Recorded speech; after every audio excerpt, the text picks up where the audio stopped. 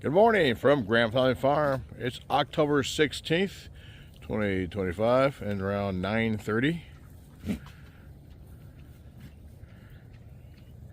And all the animals are taken care of. It's another beautiful day. It's about 40 degrees. The sky is blue. Sun is out. Some fall colors across the valley here. I love it. I need to get some tarps for these bins of wood. Starting to dry out from all the rain we had. They keep them that way.